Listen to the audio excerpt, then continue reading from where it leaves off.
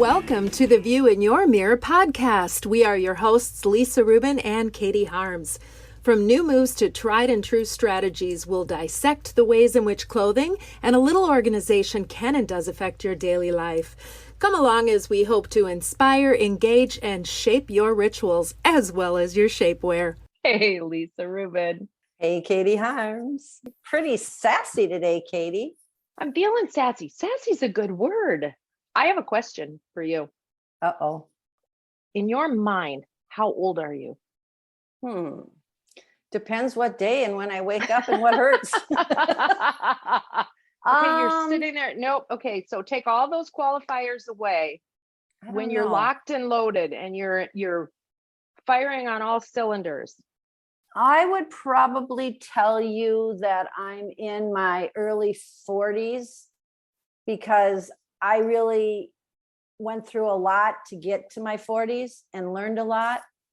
And I felt like I was in a really good place in my 40s. And the stuff I learned in my 40s, I still take with me every day. How about you, Katie? I feel the same way. I just feel like that's where I came into my time of really knowing who I was in my 40s and feeling confident in myself. Not always, not in every way. I think that's taken to get into my 60s, which is interesting because then the lead up question is what changes other than that number? And we're not talking the physical stuff. You know, there are physical ailments that happen and things that you figure out as you go along, but really, what are the significant changes when we get to this point in life where it's not the I don't give a damn years of life, but in a way, what happens when you hit the 60s? Yeah, I think about that a lot. I think one of the things for me and what I tell like clients who are, you know, in their late 40s, 50s, first of all, perimenopause happens and that's a whole nother thing, right? But that's a mental game. It can be a physical game and it can be how we look in the mirror and all the changes that happen. Okay. But when you get through that and your hormones kind of settle down or you don't have any at all, you decide who you really want your friend base to be. I am pretty particular about who I share myself with, especially now that when I'm in my 60s, I don't have time, excuse me, for the bullshit and the drama and all of the stuff that comes with it. And I just know that if I see that coming, I'm like, nope, not happening. You know, I'll be kind and I'll be nice, but don't want them in my inner circle. And my inner circle doesn't have to be very big anymore. You know, I've got my family. I'm a grandmother now. They're the priority. I'm married and that's my base, right? And then I try to now circle myself amongst women and men who I can always learn something from and that they can be in my back pocket or I can be in their back pocket. So I think that has been the biggest significance for me coming into my 60s. I couldn't agree more. I think organically the friendships happen too, as long as you're not trying to push them or make them something they're not or have expectations. I think the expectations are what changes an awful lot too. Having them for people. You just take people at where they're at because everybody goes through stuff at their life, throughout their lives too, right? And when you get into your 60s, it's a whole different thing. I think having friends of different ages is really wonderful for me. That's the one thing I learned from my grandmother, who was my best friend growing up. And she lived to be in her early 90s. And she always had friends that were younger than her. And she always said, honey, you make sure that you have friends in all different age categories your whole life, because it will keep you younger. And I have never forgotten that. And I have very close friends that are a lot younger than me and that hopefully they learn something from me, but I'm learning stuff from them every day. I agree. And our kids, it's amazing, right? How much we learn from our kids. Well, right. We don't want them to know too much. They don't learn anything from us though, right? No, not anymore. It appears not. No, I think really, if you sit back and look at it, raising your kids, you put your heart and soul into that for so many years. And it's hard to stop giving advice because that's just a natural thing. Well, have you tried this? Have you tried that? I remember once one of the girls looking at me and saying, Mom, I don't need you to solve it. I just need you to listen. And so I think I follow that 80% of the time. I'm sure I'm going to hear back from this podcast that that's, maybe a little less than 80% of the time. But what I think is so incredible is that you raise these young people and they go out into the world confident and do what they're doing. And you sit back and go, wow, I did what I wanted to do. And now it's up to them to determine how they're going to take that on. Exactly. And I think that's part of the process of reflecting in your 60s, is that when you're proud of what you have done, and if one of the things that you wanted to do is create beautiful people in the world that are going to go out and do something good in the world, and you feel like you've accomplished that, to me, that is incredible. It is. Contributing members of society. That's what I always said that I was raising. I wanted them to be happy, healthy, contributing members of society. Well, we're talking about our 60s. We're talking about aging because we have Melissa Davey on, and she is a documentary film producer who has produced a documentary, funny enough, called Beyond 60. But before we welcome her on, we have some really exciting news. We are so excited to bring on Continental Diamond as a sponsor. They are the cream of the crop, and they cater to men and to women. And with the holidays coming up, I highly recommend that you go if you are looking for any jewelry, accessories. They are wonderful, honest people, and they have a great staff. They do, Lisa, and their service department is first rate all the way. Listen, there is a reason why Continental Diamond has been voted Minnesota Bride's best jewelers for 13 consecutive years. You can get a taste of what Continental Diamond is about by visiting their website, continentaldiamond.com, or stop in their St. Louis Park location adjacent to the West End and only 5 minutes west of downtown Minneapolis. And now let's welcome Melissa Davey. Melissa Davey, thank you so much for being with us on the podcast, View in Your Mirror. We're beyond excited to learn about your story, My story. Well, I really appreciate you having me. It's going to be fun. It'll be a fun time. Lisa and I both are always looking for people who make sense to have on the podcast. I have said often that I think everyone has a story, and it's just getting to if they can tell it or not, to what would make them a great guest to come on and talk to us. And we're looking for people who do different things, or who we can glean information. As we were leading into this, we were talking about always making sure to have older and younger friends because we're constantly learning, right? Absolutely. So Absolutely. I think I found you. I was scrolling through the internet at one point. I'm not even sure what platform, right? This is like when you see a commercial and you think it's a really great commercial and you can't remember what they were advertising. But this, I know what was being advertised. I just don't remember where it was. And it was a documentary called Beyond 60. And I thought, well, this is interesting. So I pulled it up and watched it. And I needed to know more. And so here you are. Here I am. So let's start back before you ever thought to be a documentary producer. Mm-hmm. Give us a snapshot of where you came from. Oh, okay. Well, I'm 72 now, so it goes back a ways. But anyway, I grew up in a middle-class family with 5 kids, second oldest, and we moved a ton. And when I say that, I mean that before I was out of high school, I had moved 13 times. Wow. So different states, different cities, etc. And so I was always very curious about how I was going to fit into the next location that we were moving to. And that's when I found my love of storytelling. So listening to stories, finding kids, finding families that I could hang out with and become friends with was key every time I moved. So from that early time, I was interested not only in stories that people would tell me, but movies as well. So from the time I was a little kid, I remember paying 35 cents to go to the Saturday matinees and with my friends. I mean, we were allowed to go by ourselves when we were 9 because it was just a different world back then. But fast forward, I moved a lot, went through school, etc., finished that, thought I was going to be a teacher, but it wasn't quite up my alley.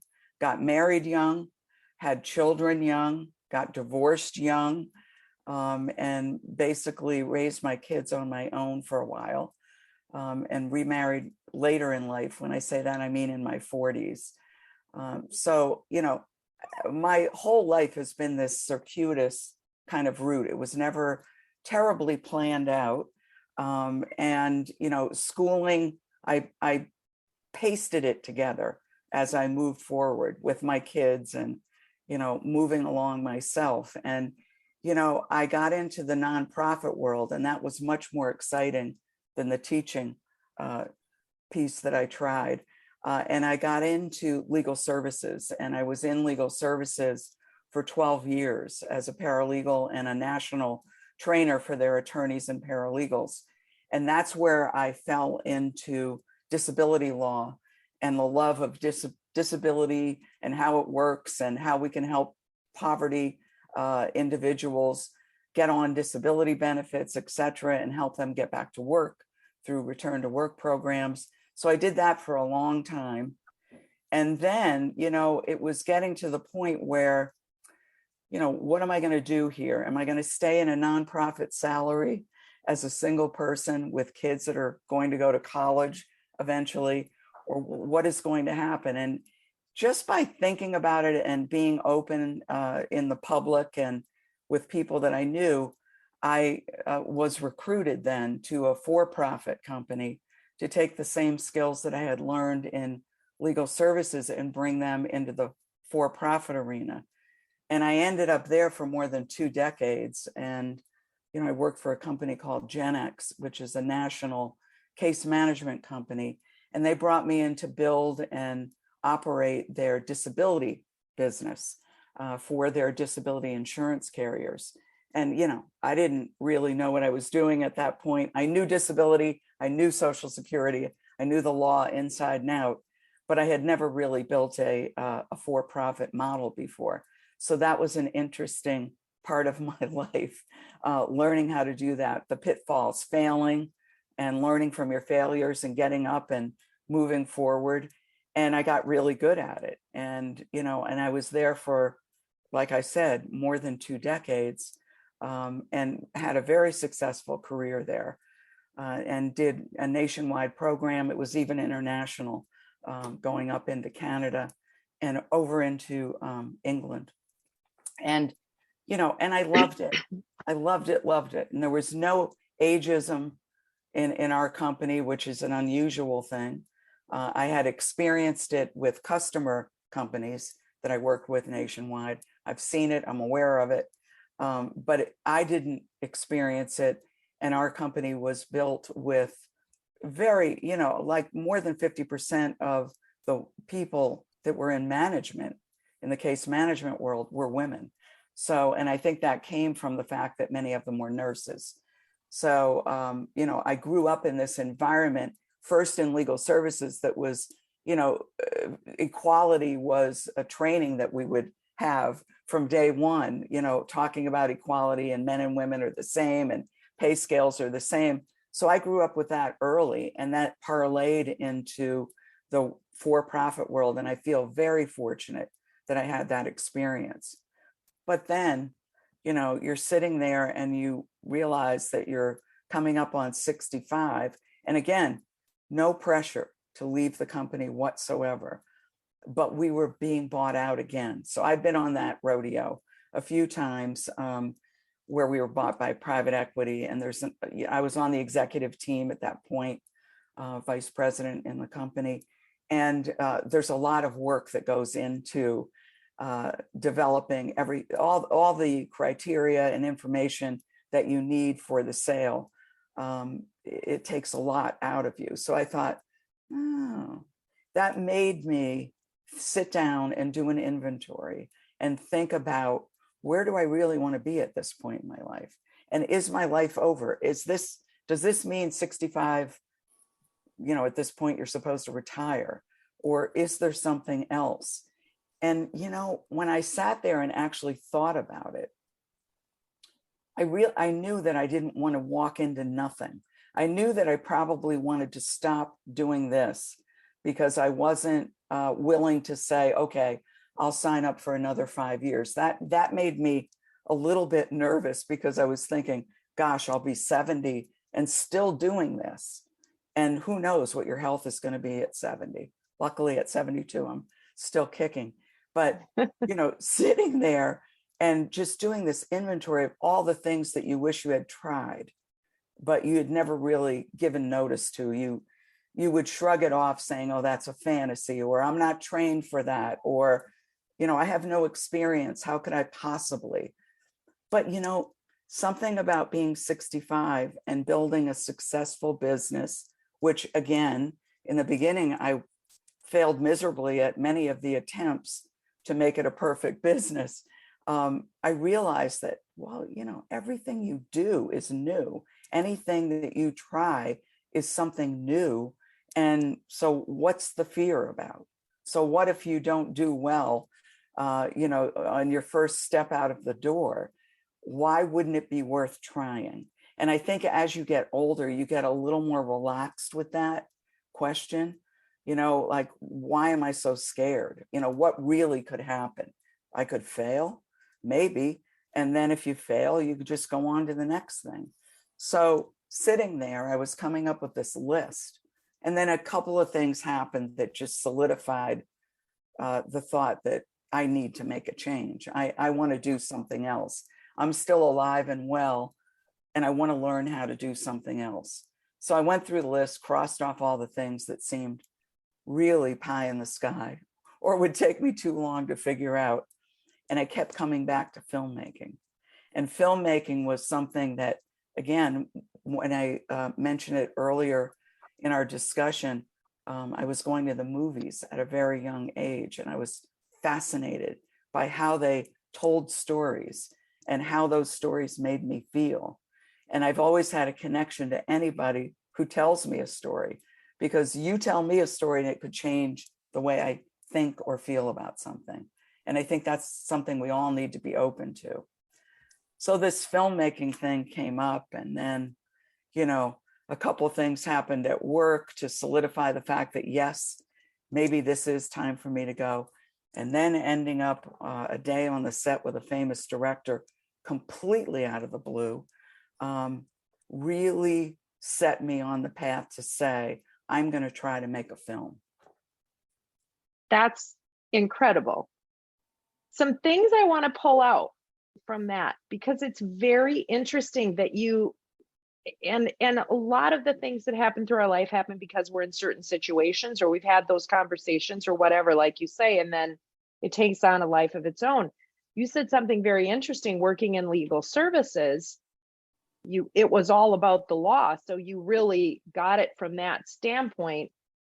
When you first started experiencing the ageism, I think probably a lot of us have experienced it a lot earlier because we didn't come at it through law, right?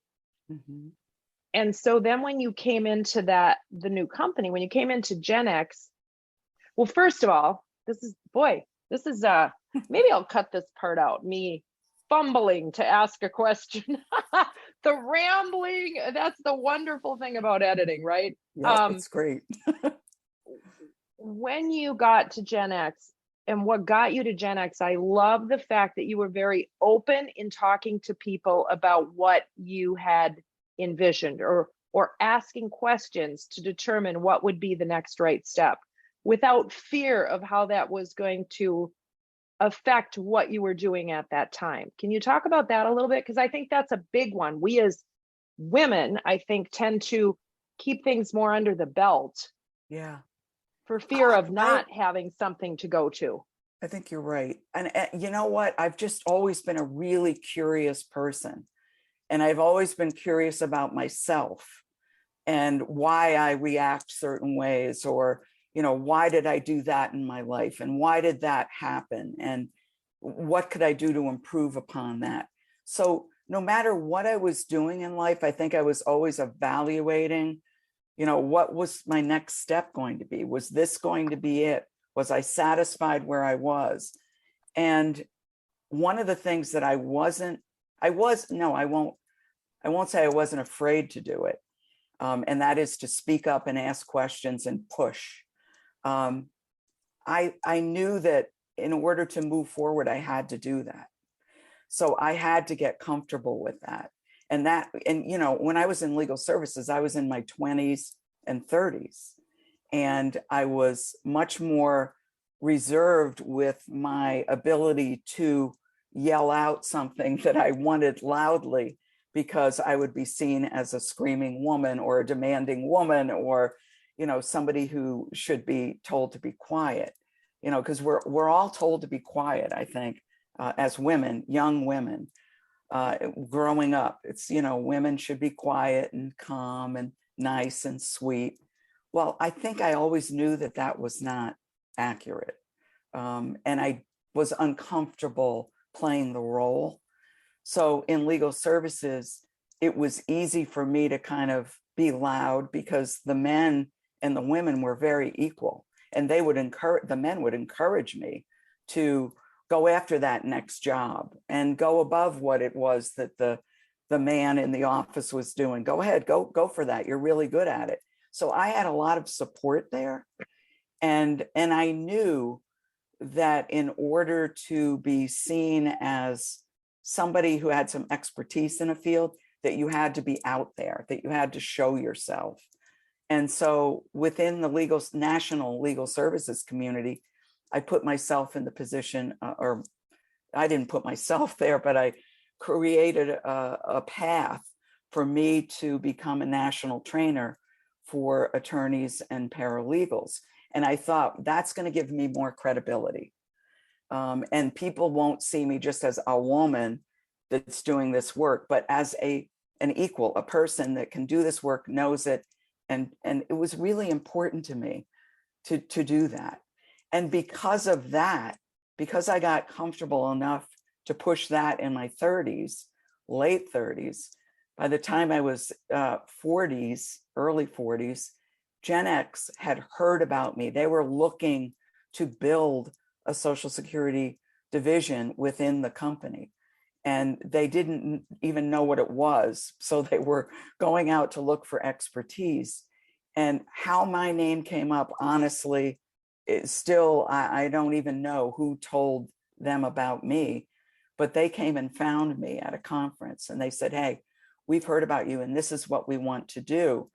And would you come in and talk with us about building this for the company?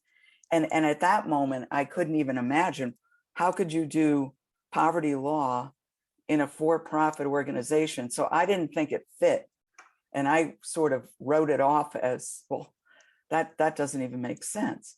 But after sitting with them and understanding what they were looking for, I was challenged to figure out a way to take what I had learned in legal services and try to learn about the for-profit world where all the money is and parlay that. And at the same time, put myself on a pathway that would be brand new and probably help me then fund my children's college expenses in a much better way than if I had stayed in legal services. So there's this,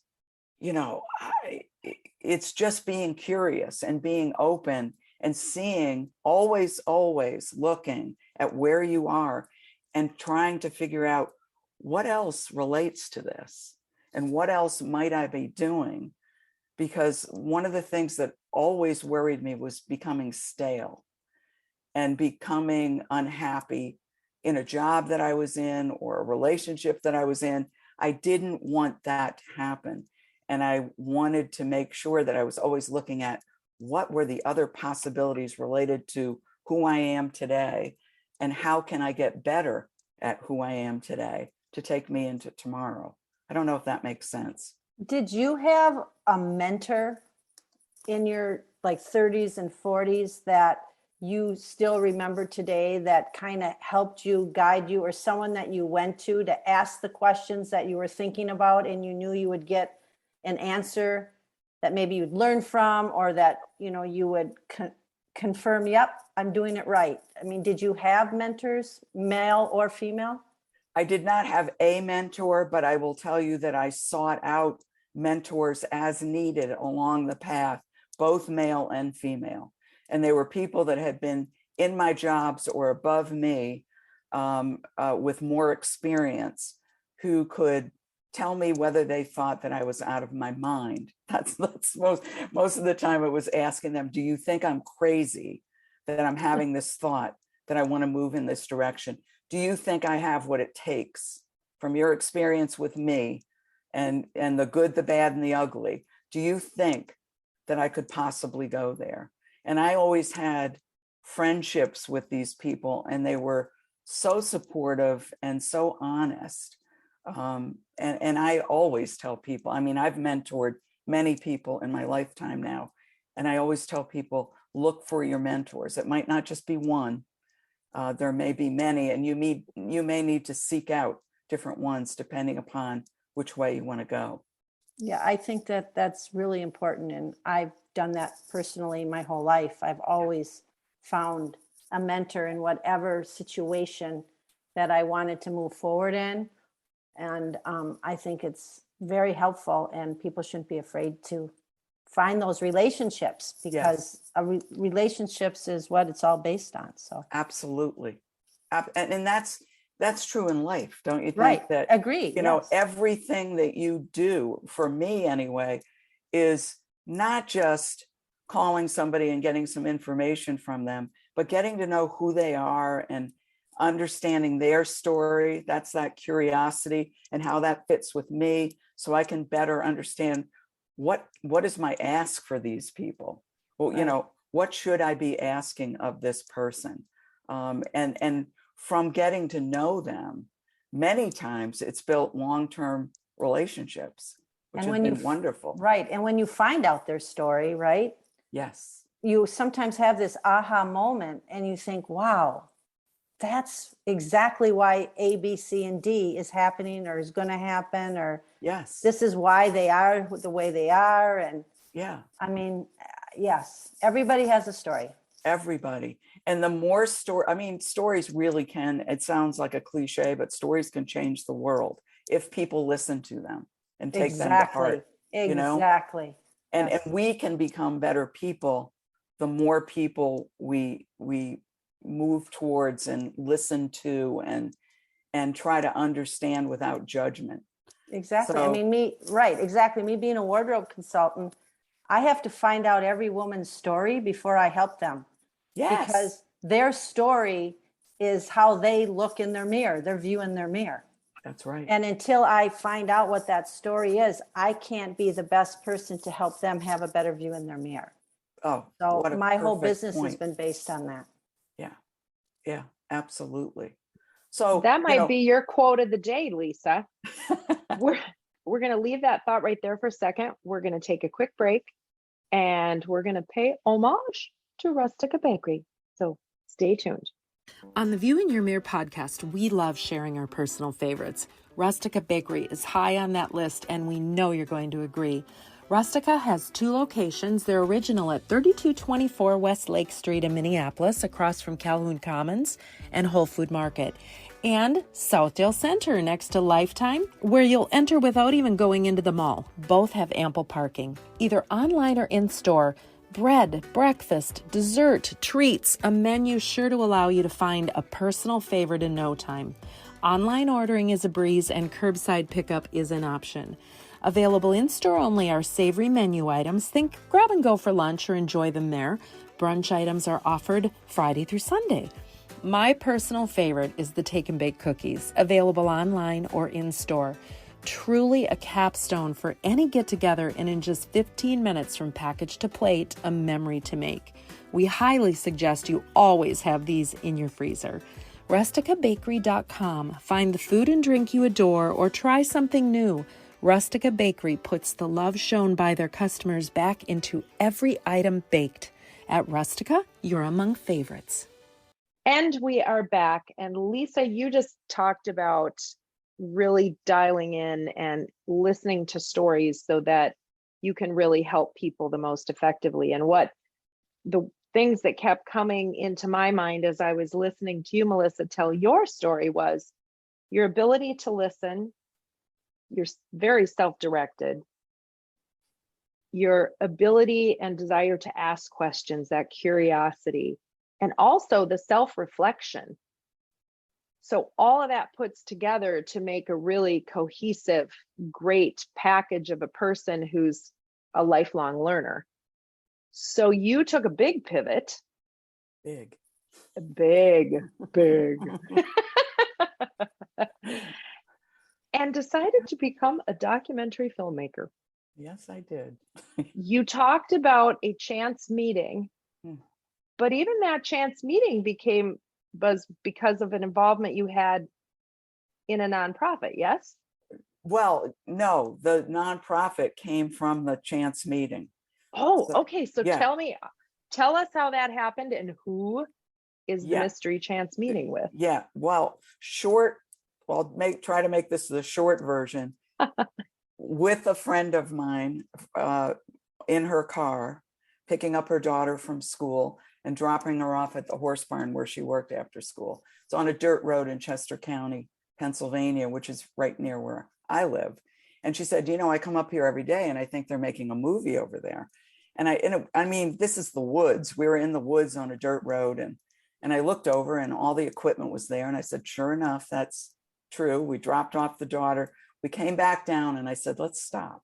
So we were looking over and I said, I bet I know who it is, because it was a really kind of a creepy look to this old stone farmhouse with creepy trees. And I said, I bet it's M. Night Shyamalan because he lives here and he makes creepy movies. And she was yeah. So I got out my iPhone and I looked on, I just looked up his name and up came his website. And, it says M. Night Shyamalan making a micro budget film in Chester County, Pennsylvania. And there's a picture of where we're sitting on his website. So I said, well, absolutely, this is him. And, and on that website, there was a little red button that said Charity Buzz. And I didn't even know what it was, but I hit it. Went a day on the set with M. Night Shyamalan. So all of the proceeds, as you were bidding on trying to win this day, would go to his nonprofit foundation, which is an educational foundation. And I was really interested in that, given my background and interest in education and global education. So I thought, well, my friend is like, oh, you have to do this. This is like, it's meant to be. You took the day off, you took the afternoon off from work to hang out with me. And here we are. And you have a chance to win a day on the set, go for it. So I did. I started bidding and bid for 2 weeks against a dentist in New York. We kept, going up and up, and I was getting nervous about the amount, but then I kept justifying it by saying, well, it's going to an education foundation, so this will be good. That's what I told my husband. I'm like, I'm up to this point. And he was like, hey, if you really want to do it, it's your money, go for it. And so, short story, I won the day on the set with M. Night Shyamalan. And I mean more than 8 hours, and for his film, The Visit. And I was behind the camera with him, and he was so gracious. I wasn't stuck in a corner watching. He was really talking with me about filmmaking and what he was doing and why he was doing it, and asking me what I thought about the scene. And at lunch, we were sitting together, and he looked at me and he said, what do you do? Because remember, he's young. I was old enough to be his mother. He had never done anything but film. So I tried to explain the senior corporate Social Security disability, blah, blah, blah.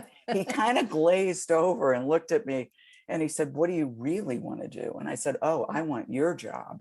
And he said, well, you better hurry up. And it was a joke. But honestly, when something happens to you and you get that feeling in the pit of your stomach, well, that happened. The bricks hit me. And I was sitting there and I thought, oh my gosh, he's right. I better hurry. I was 65. I better hurry up. This is what I wanted to do. I was thinking about doing this. I end up with him. He tells me I better hurry up. And that was it. And guess That's- what? He was one of your mentors. Yeah, he doesn't know it, but yes, he Right. was. Right. Yes, he planted the seed, Right. and a very important seed about time. Yes. Like, if I was 40, I'd have a lot of years to think about how I wanted to become a filmmaker, but I wasn't ready then. So at 65, I don't know how many years there would be left to figure out how to become a filmmaker. So I took his off the cuff comment very seriously and drove home late that night, walked into the house, and my husband knew I would be excited. And he said, "How was it?" I said, "I'm quitting my job and I'm making a movie." And he kind of, he knows me. I'm a little crazy in that regard. And he looked at me and just said, oh, okay. But that's what fabulous. I did. Yeah, that's What's- exactly how it happened. What's that saying? When the student is ready, I think it was Confucius, right? When the student is ready, the teacher appears. Yes. Yes. I think it's so true. So that next day I went to work and I went to the CEO and I said, I'm not going to be staying for another 5 years. I am going to, exit. I'm giving you my notice. And I gave a year's notice because I needed to mentor somebody to take over the division that had always been mine and nobody else's in the company. And I also wanted that safety time to figure out how I was going to put this movie together. So I had the year of, working and getting paid. I feel so fortunate while I was putting together how I was going to do this movie. That's incredible. And your patience, I think that would be the hardest thing for me. And my personality is, oh, I got to do this. Okay, quit everything, go. But even just the rational thoughts of, okay, how do we really, if I'm going to do this, how do I really make it work? I've got to do this year's time. Because also leaving something better than when you found it is very important. It feels really good to have done that. It feels really good. Did you ever go back to him and ask him some questions, or like to find the person behind the camera and to all of the pieces that you needed? No, you did it all on your own. He knows that I made a movie. We've never talked about it. His wife sent me a note at one point saying, congratulations, good for you. He makes a movie every year. I mean, the guy, he's busy, but I have seen him a few times and he's very, friendly, but I never sat with him and said, you're the one. I think he knows because it's been in newspapers and on podcasts that, I really do give credit to M. Night Shyamalan for hitting me like a ton of bricks with a question that he wasn't even thinking about. It was just an off the cuff kind of response to me. So now all of a sudden, year goes by and you're set up to make this documentary. Mm-hmm. How did you choose your subjects? Yeah, well, that year at work, I actually started filming while I was in that year at work. I found a production company because I didn't know about camera, lights, sound, and I knew I was going to need expertise. So I found a Philadelphia production company to work with me on that. And then I started just Googling and asking everybody I knew of women over the age of 60 and who do you know? Could you refer me to anybody? And just looking for stories. So I spent months doing that and months cold calling people, women.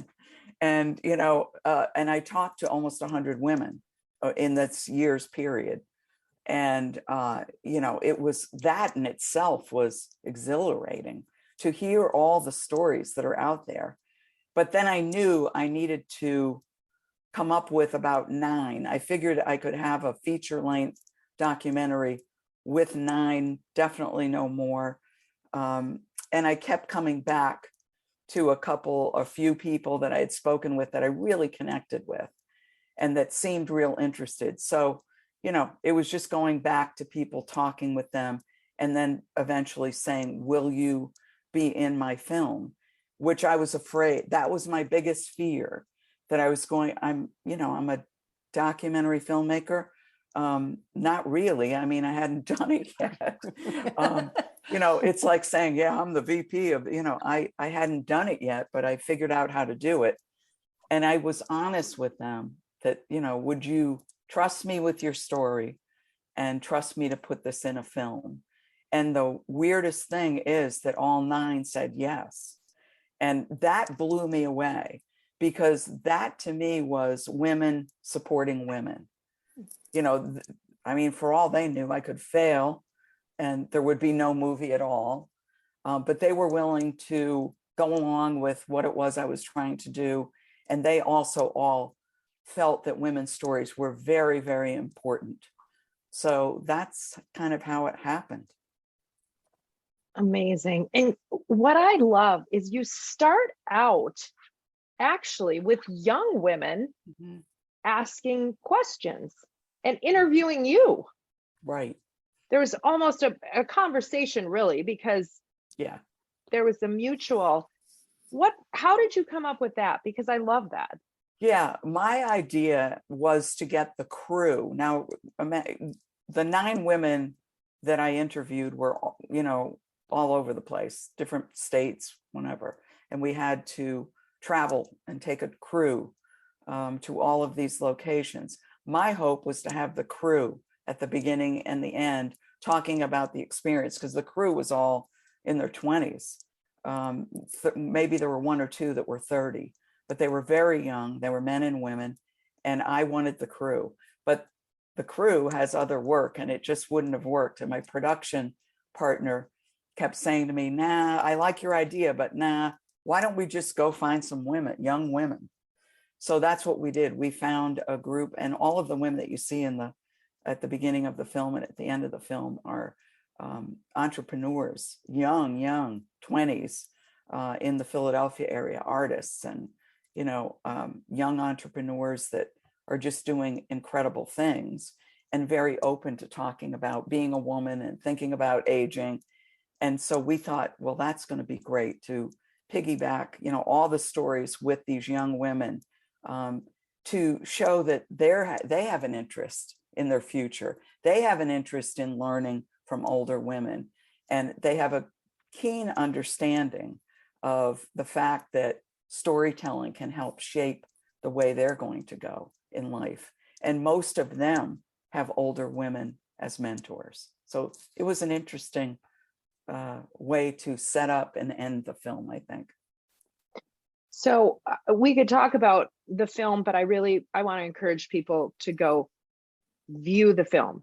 The people are fabulous. The stories are touching and inspiring, and just as they are, like you said, everyone has a story.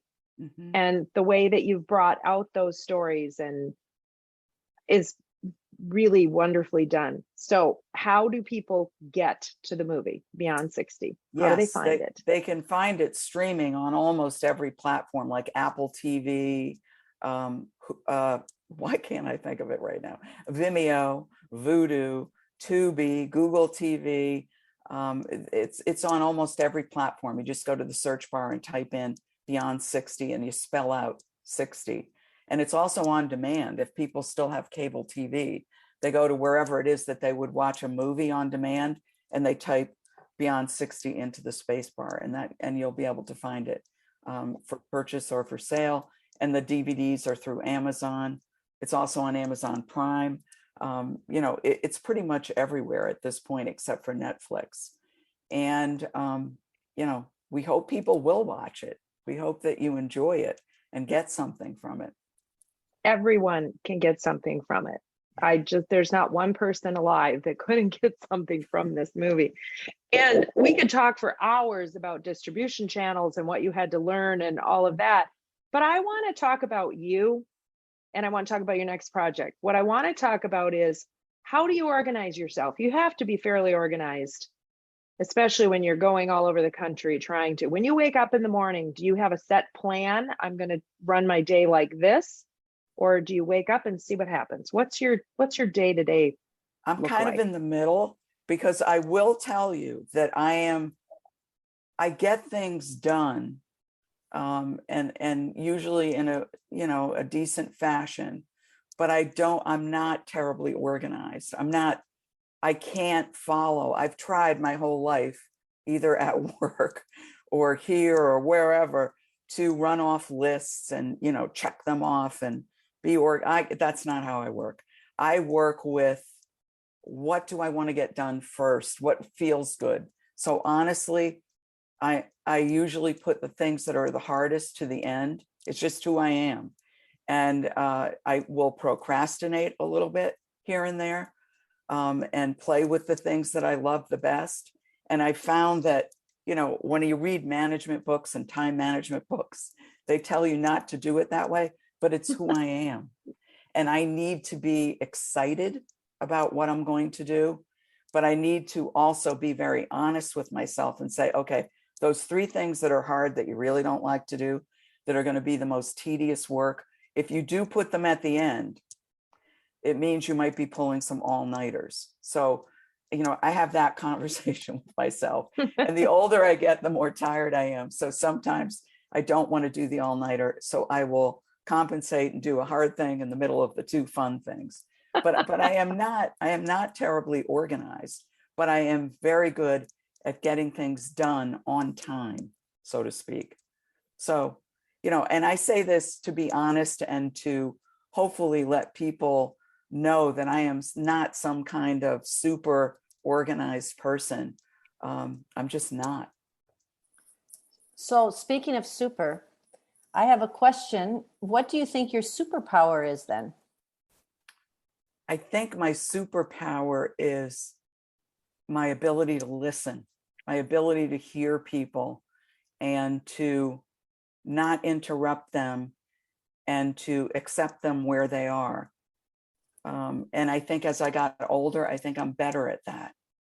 I think that I'm less judgmental when I listen to a story, and I don't try to put a twist or how I think the story should be told, but tell the story the way it actually is and have no judgment and learn something from that person or from that story. And I think a lot of times people they may hear people's stories or they may hear something or read something, but they take it more at face value and they don't allow it to enter into who they are and maybe have some type of an argument with how you might see something, and get you to change your mind. I'm always trying to change my mind. I'm always trying to test to see, am I too rigid in my thought process? Or am I judging any particular individual or instance if I think this way? And I think that comes with age. I really want to, and plus the world that we're living in, it's so divided and, it's not an easy world to live in these days. And I want to be able to understand everybody's stories. I don't want to say I'm right and you're wrong. I want to understand why I would ever think you were wrong. And what is your story that makes you live where you're living as opposed to who I am? And how does that change who I am? I've changed a lot in the last 10 years, I would say. That's probably my biggest pivot, is the last 10 years where I really started thinking about who I am, what I'm giving back to the world, and and what might have put barriers up in the past. So that's good advice to anybody who's younger listening right now. Yeah. Absolutely. And to anyone, we're not too old to learn. We are not too old to learn. Look at us, Katie. We started this podcast in our 60s. We sure did. And it's been nothing. It's been, and I think it's what you learn too of being involved in nonprofits and whatnot, is the more you give, the more you get back. It happens. And you don't go into it because you want something back. But really, we did this podcast because we've had this wealth of information in both of our lives that have intersected, bubbling up. And so what's a platform to be able to share that? And people can pick and choose how they want to listen. So that's been fabulous. Just like your movie. Okay. What do you see when you look in the mirror? What do I see? I see a kid.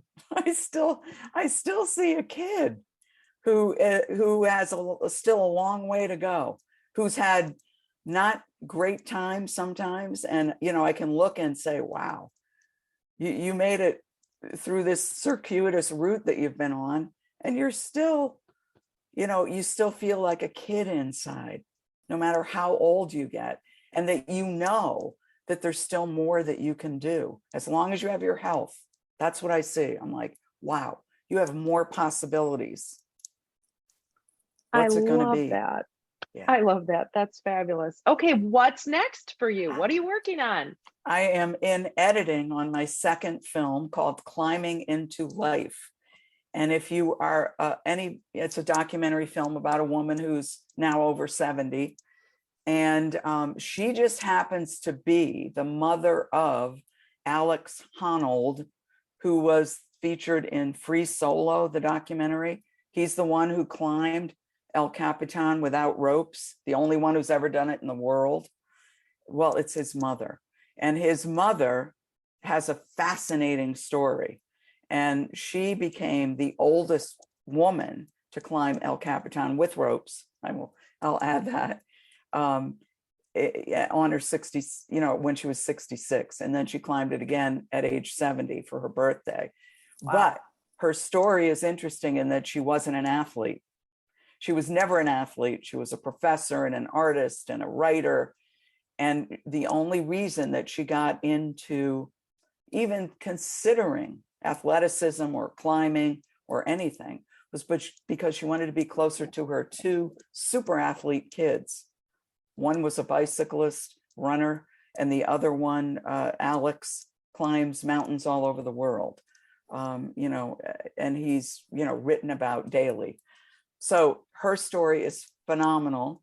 We finished filming in May out in Yosemite and at her home in Sacramento. And now my editor and I are trying to piece it all together to make a great cohesive story, which I'm hoping will be done by the beginning of the year. Okay. Well, we'll look for that. You'll have to let us know too, because we'll definitely put it up on the podcast and on our social media platforms to let people know. If people want to get a hold of you, how do they do that? I mean, the best thing that you can do is go to beyond60.com. And there's a way to leave a message there for me.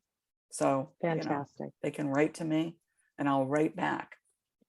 Fantastic. And now we asked you for your nonprofit, mm-hmm. and sadly they're going to be very busy. Very. So tell us who you've brought to the table. The World Kitchen, which is, and I'm sure everybody's heard of it by now, but they've been in the Ukraine for a very long time. They've been in Puerto Rico and they're now in Florida, and they provide meals. This is Jose Andres, who is the founder. You may have seen him on television, but they are bringing food, and they do it overnight. As soon as there is a disaster, they somehow find ways to build kitchens to bring food to people that have no ability to find food or cook food. So they're wonderful. Life sustaining for sure. Yes. Website is WCK, which is for World Central Kitchen. So WCK.org. You also let us know about a documentary called We Feed People, which is on, I believe right now it's on Netflix. It has moved around, but look for it because it is an incredible story of Jose Andres and his team. And it shows you the footage of how they set up these kitchens in places that have been completely destroyed. How they have the wherewithal to do it is amazing. He's an amazing individual. As are you. We are so grateful that you have taken the time to join us. Thank you so much. Any last thoughts, Lisa? You're incredible. You're so easy to listen to, and I got caught up in your stories, and so I'm thinking, oh my God, you are recording a podcast, Lisa. So you have to. Not that I wasn't paying attention, I was just listening, like you said you're very good at. I'm not so good at it sometimes, but I was listening so closely, and you're amazing. You're a very good role model for a lot of women. So hopefully there's women out there after listening to this podcast who will maybe make some pivots or changes and make them be a better person and a better version of themselves. Thank you. I hope so, because I want people to know that I am not I'm not an incredible, I am an average person. That's what I'm trying to say. I am an average person. We think you're incredible. Well, maybe I've done something that appears to be incredible, but I am an average person, and I've had, many pitfalls in my life. And I want people to know that not everybody that succeeds comes from this place of wealth or, positivity or, had a golden path. That's not who I am. And it's not who many people are who succeed at things. It's a stick-to-itiveness that you have to learn, and you have to be able to fail and say, that's okay. I'm going to get up and figure this out. So that's what I want people to know. I'm not some, incredible person that would have been born able to do this. I had to figure it out along the way. And that's what I want women to know, that they have the ability to do almost anything they want if they try. It's very Amen, true. sister. That's very true. That's so true. That's so true. Really, I don't know how we can add anything to that. Let's just end with that, Katie, because that was perfect. I think we will end with that. I think we will totally end with that. Melissa, thank you so much for being with us. Thank you. It's been great. Truly a treasure. Yeah. And we wish you all the best, and we can't wait to see the next project. Thank you. Thank you so much. Thank you. Well, isn't it neat to know, and I think we both feel that way, that really there's just so much more life left to live. Yes. It doesn't matter what age you are. It's just a number, Katie. It is just a number. And I love how she felt that when she looked in the mirror, she sees a kid. Yes. I hope more people could answer that question that way. Yeah, exactly. Exactly. Lisa, Instagram. We don't spend a lot of time talking about our Instagram account, but that's a fun one. I really enjoy interacting on Instagram. We're starting to get a lot of people who are interacting with us. Instagram and LinkedIn, I think, are two of our probably better social media platforms, don't you? Yes. LinkedIn for sure. And then Instagram. Yes, definitely. And we are The View in Your Mirror on both of those. We have a website, theviewinyourmirror.com, which you can go on and you can find information on us. You can link to our personal emails through there. And you can also find what our nonprofits are that we've worked on as well. And we really encourage you to rate us. Go on whatever podcast platform you are on and give us a rating. Write a review if you have the time in your very, very busy life. At the end of the day, we know that when you look in the mirror, you see a fulfilled person with a lot of life left to give. We wish you the best. Until next time.